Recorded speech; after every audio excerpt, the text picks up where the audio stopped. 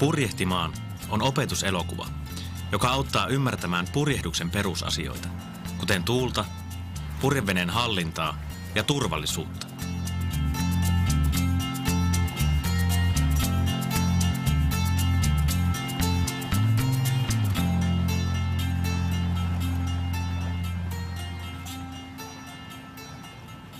Jokaisella veneen osalla on oma tehtävänsä.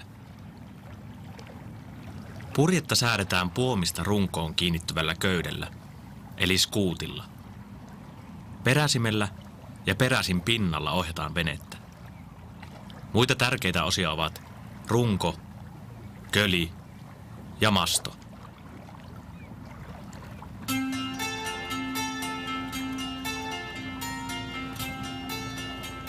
Tuulen suunnan havaitseminen on perusedellytys purjehtimaan oppimiselle.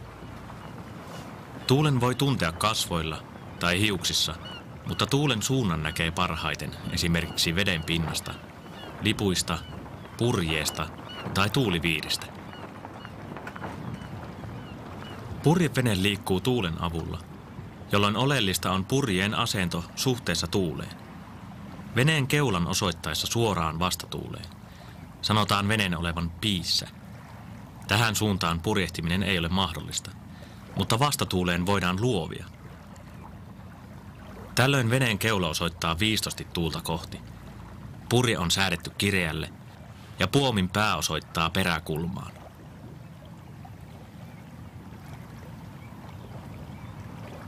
Kun tuuli tulee veneen sivulta, purjehditaan sivutuuleen. Purje on löysempi kuin veneen luoviessa. Puomi osoittaa viistosti taakse. Tuulen puhaltaessa perän takaa purjehditaan myötätuuleen. Purje on tällöin löysätty kokonaan auki ja puomi osoittaa suoraan sivulle. Veneen purjehdussuuntaa voidaan kutsua myös vasemmaksi tai oikeaksi halssiksi. Halssi määräytyy sen mukaan, tuleeko tuuli veneen vasemmalta vai oikealta puolelta.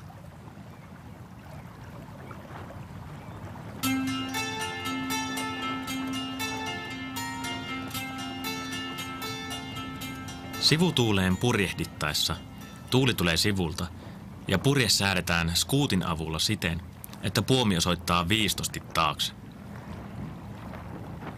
Vene lähtee liikkeelle, kun runko ja purje ovat sopivassa kulmassa tuuleen nähden. Jos purje lepattaa, vene ei liiku eteenpäin. Skuuttia kiristämällä purje täyttyy ja vene lähtee liikkeelle. Purjeveneessä itsessään ei ole jarruja, vaan veneen pysäyttäminen tapahtuu löysäämällä purjetta skuutista. Pysähtymistä voidaan lisäksi tehostaa kääntämällä keulaa vastatuuleen.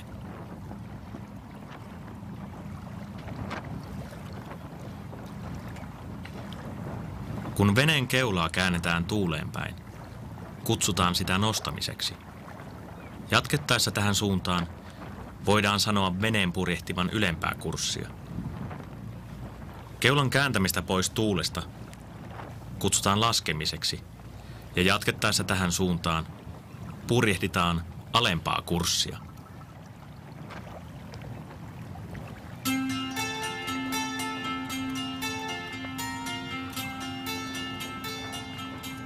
Vastakäännöksessä, eli vendassa, käännytään vastatuulen kautta uudelle halssille. Tällöin purje ja puomi siirtyvät toiselle puolelle venettä. Myös purjehtija vaihtaa käännöksessä puolta. Käännös alkaa peräsintä kääntämällä. Kun vene on vastatuulessa, siirtyy purjehtija toiselle puolelle venettä. Peräsin pidetään käännettynä, kunnes vene on oikealla suunnalla, jonka jälkeen purjehtija ottaa peräsimestä ja skuutista uuden otteen. Käännöksen jälkeen jatketaan purjehtimalla kohti uutta suuntaa.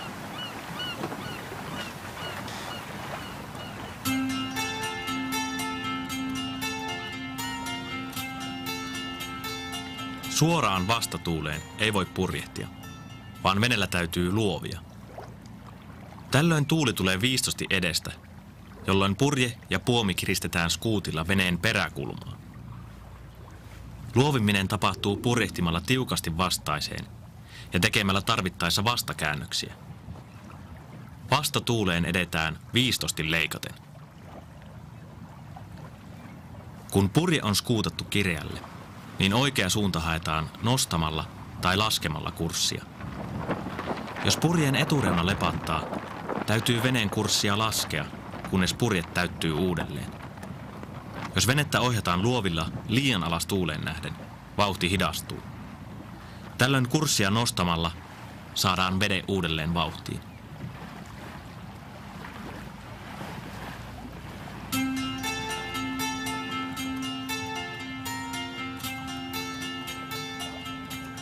Myötätuulessa tuuli tulee veneen perään takaa. Purje löysätään skuutista suoraan sivulle. Kun vene vaihtaa halssia myötätuulessa, kutsutaan sitä myötäkäännökseksi eli jiipiksi. Jiipissä purje ja puomi siirtyvät toiselle puolelle. Myötäkäännös alkaa kääntämällä keulaa purjeen suuntaan, eli laskemalla kurssia. Peräisin pidetään käännettynä ja purje vedetään skuutista toiselle puolelle. Samalla purjehtija vaihtaa puolta. Käännöstä tehdessä täytyy kumartua riittävästi ja varoa heilahtavaa puomia. Käännöksen jälkeen otetaan uusi suunta. Tarkastetaan myös purjeen kireys. Myötäkäännöksen harjoittelu on hyvä aloittaa kevyessä tuulessa.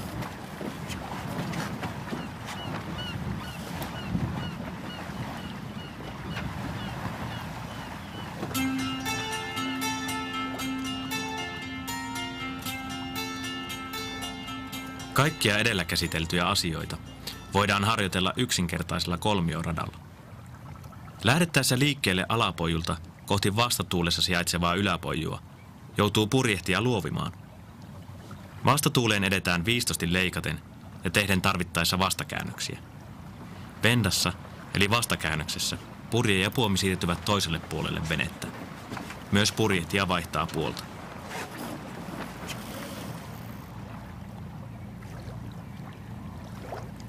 Yläpojulla käännytään kohti jiippipojua, joka on myös kolmas kääntömerkki. Tällöin tuuli tulee takaviistosta ja purje säädetään skuutilla myötätuuliasentoon.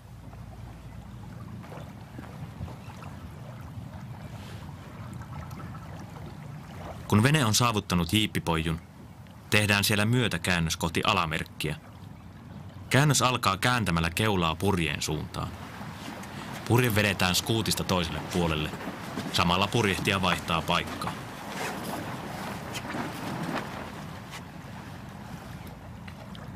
Radalla voi olla samanaikaisesti useitakin veneitä.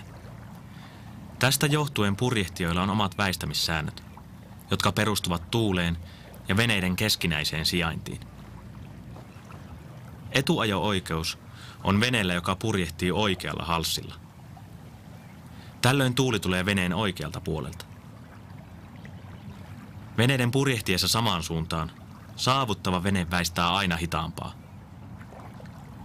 Aloittelevalle purjehtijalle hyvä yleissääntö on, että veneiden kohdatessa kumpikin väistää oikealle.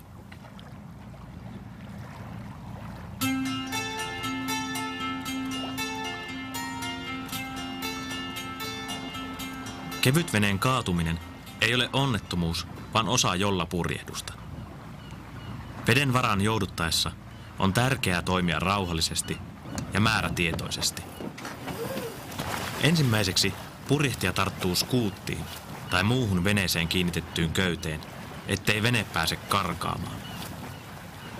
Kääntäminen aloitetaan veneen pohjan puolelta tarttumalla kaksin käsin kölistä ja painamalla jaloilla veneen reunaa alas. Kun vene on kääntynyt, noustaan kyytiin tuulen puolelta tai perästä. Vene tyhjennetään, jonka jälkeen purjehdus voi jatkua. Kaatumista on hyvä harjoitella turvallisissa olosuhteissa.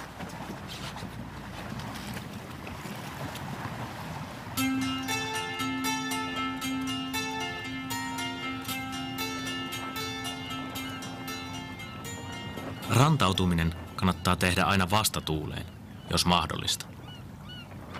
Tällöin vauhti pysähtyy ja rantautuminen sujuu rauhallisesti.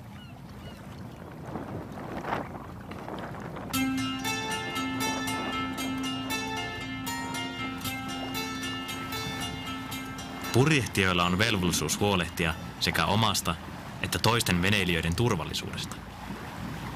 Veneen ja varusteiden tulee olla moitteettomassa kunnossa.